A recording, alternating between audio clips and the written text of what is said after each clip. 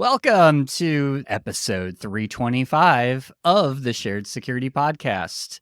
And this week, we're going to talk about the backdoor that almost infected Linux systems everywhere. So that should be a fun one. And then we don't have Scott today, so we're going to kind of skip our Aware Much segment, but we're going to talk about how hackers stole 340,000 social security numbers from a government consulting firm. Not the government, but a government consulting firm, which is just enough to anger Kevin, I'm sure. I don't know that I'm angry. No? You're not angry? Okay. I might be angry. I don't know. I'll tell you, the backdoor one makes me angrier. Oh, well, let's talk about that. Why does this get you angry, Kevin? Let's just start right off. I mean, let's start with what it is. Right? Yeah, let's talk about what it is. Yeah. So an attacker, and like, this is my understanding. I'm not involved in the case. I'm not, right? Like, so public information. Mm-hmm. My understanding, 2 years ago, a person or group under a name infiltrated the XZ. Why am I messing that up? XZ Utils. Utils. Right? Yeah, XZ Utils. Mm-hmm. And they got commit access, and they created a backdoor after 2 years, and they inserted it. And somebody using like the bleeding edge version of a distribution was like, hey, why is this slow?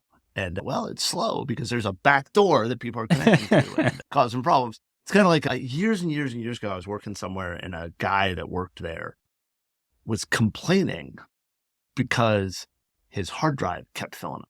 Mm-hmm. And so his hard drive filled up on his server, and he pulled the drive, put a new, bigger drive in it. And the next day it was full again. And they pulled the drive and put a bigger one in there. And the third drive he went to replace, he realized, wait a minute. And it turned out that it was somebody had hacked into the machine and was using it to store wares and porn and all this kind of stuff. And I always imagined the attacker at the other end being like, oh man, I filled up that drive. Hey, I have more space. Yeah. Like, this is awesome. And the best part was when he would replace the drive, he would actually restore all of the stuff the attacker put there back onto the new drive because he wasn't actually looking, right? Like, yeah. So this is interesting, right? Like, this is, you want to talk about an advanced persistent threat. And yes, I made that joke on purpose. But like getting into an open source project years in advance. Yeah. Right? Like building up, doing that, that's dedication, right? Like please do not take that as admiration for what they did, but that's interesting. That's cool. I do agree kind of with the idea that this was detected because it's open source. Mm-hmm. I don't think that's true completely. I think that helped with the detection, but this type of thing could have been detected in closed source. Just would have been way harder. Right. Like your system's running slowly. You start trying to reverse things, look at things, right? Like, yes, less likely it would be found. But I think that by saying that it was discovered because it was open source, you're demeaning the effort the person did to detect it. Right. Like, somebody took the time. Like, as an open source project lead, ask most open source projects how many times they actually get a contribution from somebody. Ask them how many times somebody actually troubleshoots something and gives them details that help them fix it. And so I think we're demeaning the effort that was put into there. That makes me angry. The other part that makes me angry is the sheer number of people who are jumping on this for marketing, right? Like, buy our product. I've noticed that. Yeah. Well, this solved the ambulance chasing. Yeah. Irritates the piss out of me. So the backdoor makes me angry just because somebody was successful at getting an attack in. But the reaction to it has made me angry than the other stuff. We as an industry, as a matter of fact, I'm actually going to do a webcast on the 24th of April about how crappy sales and marketing is in InfoSec. And ooh, I like that. John Strand and I are going to do the webcast together. It hasn't been announced yet, but it really is. I'm just getting really irritated with salespeople and marketing people and how badly we as an industry accept crappy marketing. And this is a good example of that. Yeah. I think it's a good, cool attack. Oh, it's a really cool attack. To your point about sales and marketing, I think it's just getting worse, or it has in the last couple of years. And I think because of the economy, companies get more desperate for sales. And I think all of the bad sales and marketing people come out of the woodwork, and it's like a used car salesman, right? It's like, what dirty tactics can I use to get you to buy my product? How many people have you seen on LinkedIn that are talking about the bridge that got hit by the boat, and they're like, everybody's a maritime this expert. Was a cyber attack. Yeah. And stop. No. And then I just saw yesterday, and you'd be proud of me. I did not respond, but I almost did. Okay, I'll admit it. I wrote out my entire response. Oh, no. Deleted it. I did not submit it. Oh, no. But it was like, wow, this wasn't a cyber attack. It could have been. And it's like, bite. Dang it. This is, and bluntly, and using this XZ package, I think is a good example of this. Bluntly, we as an industry are undermining our own authority.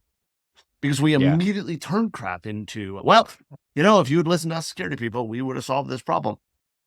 BS. We have not solved a single security problem. It's awful. Yeah. And so the other part of this that I'm hating on is the sheer number of people who are like, this means you got to go completely open source. Because, if this had been closed source, we would have never detected this problem. And nobody would know what was going on, and it would be evil. And it's like, no, that's an exaggeration. And exaggeration is another word for big lie. So it irritates. Sorry. Yeah. No, I'm with you. Totally with you. So I like you is because you agree with me so often. Well, that's why you're on the podcast, because we actually, do agree, I think, on high level things, of course. And we still have our spirited debates, but it's all you're wrong. Yes. Are you tired of compromising on security when it comes to managed file transfer? Look no further. Meet Kiteworks, the most secure MFT on the market today. Kiteworks MFT Suite is not just secure, it's FedRAMP Moderate authorized by the Department of Defense since 2017. This means it undergoes yearly audits and continuous monitoring by certified third-party assessors. But that's not all. Kiteworks provides a world-class secure file sharing and email platform. Easy for end users, manageable for administrators. With custom integrations, unified console management, Kiteworks sets the bar high where traditional MFT servers fall short. Step into the future of secure managed file transfer with Kiteworks. Visit kiteworks.com to get started today. That's kiteworks.com to get started today. Maybe I'm wrong about this next story, which, I thought was going to anger you, but apparently it's not. Hackers had stolen 340,000 social security numbers from a government consulting firm. You mean the one that took 9 months to actually tell anybody? Maybe. Yeah. Greylock McKinnon Associates. I've actually never even heard of them. That's yet another government contract. That's probably what that is. My understanding is this is a DOJ contractor. The DOJ was doing litigation against something related to Medicare. We don't know what. We don't know who.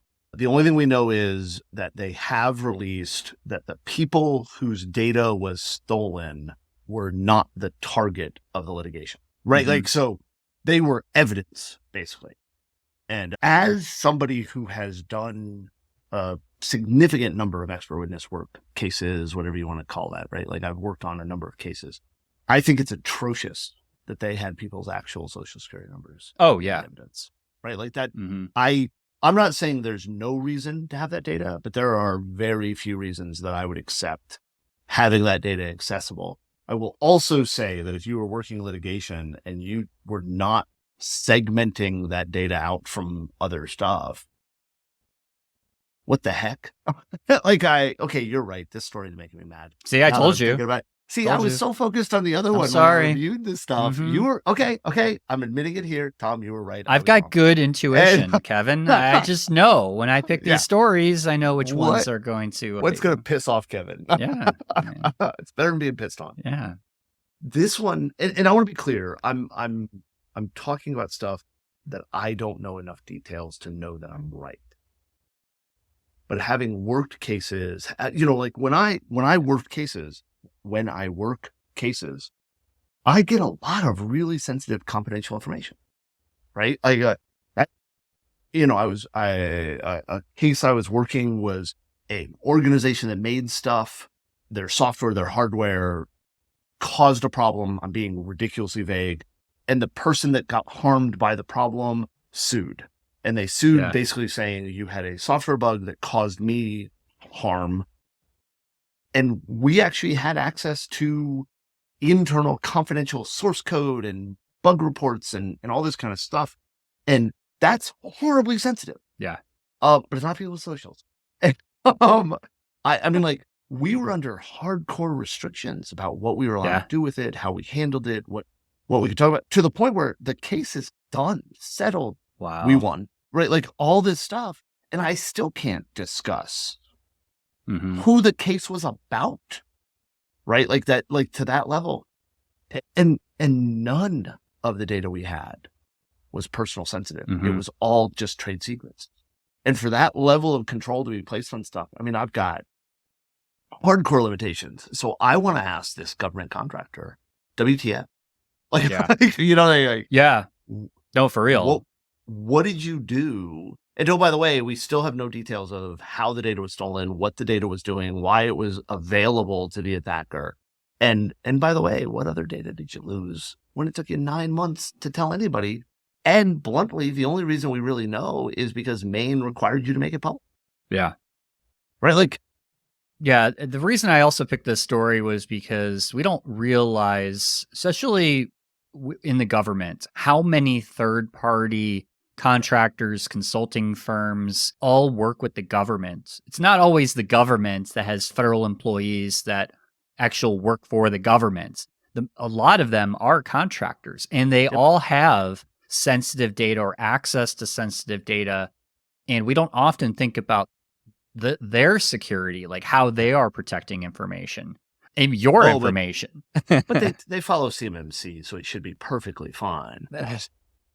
See, it's good that we have things like that, but as well as I do, like any regulation, PCI, anything, right?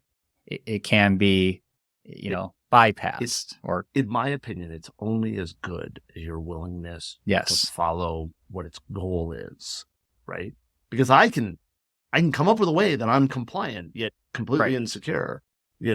I think, an example that I've ranted about before, I believe I've ranted about it here, is talking about the number of private organizations that are treated as pseudo-government agencies because of the access they have and everything else. I think the perfect example of that is alarm registration here in Jacksonville. And I'm assuming elsewhere. I have experience here in Jacksonville.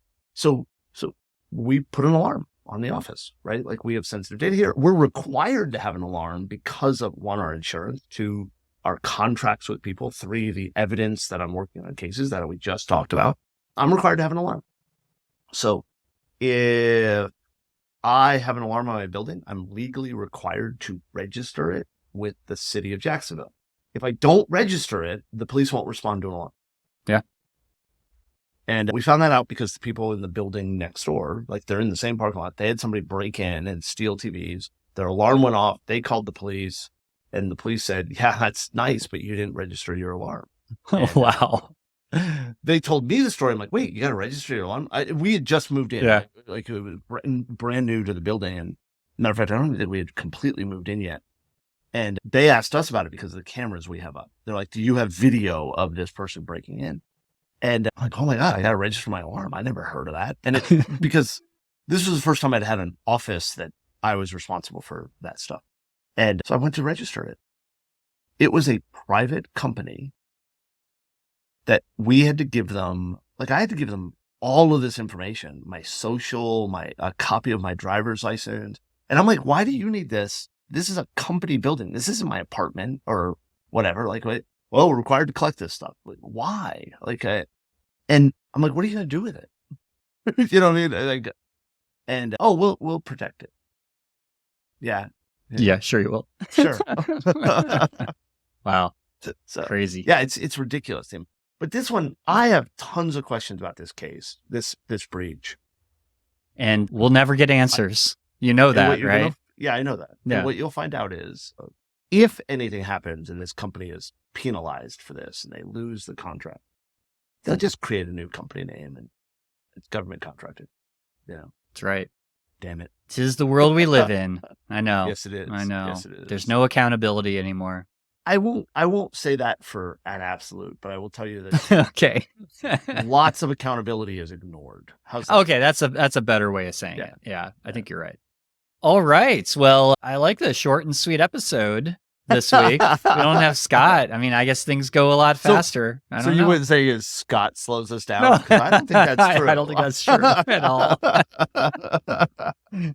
No, no, but it always happens. The person that's not on the podcast, we always kind of joke a little bit about, it's their fault. Yeah, we have to. But when we make fun of Scott, it's not true. But when we make fun of me causing it to go longer, it's absolutely true.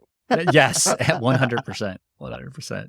All right. Awesome. Well, I think that's it for today. But thank you for joining me as my sole podcast co-host today. Much appreciated. And to everybody else, thank you for listening. And until next time, stay safe, stay secure, and stay private. Thanks for watching or listening to this episode. If you'd like to help support the podcast and get early access to new episodes with no ads, plus many more exclusive benefits, become an official supporter of the podcast for only $5 a month. Visit sharedsecurity.net/supporter for more details.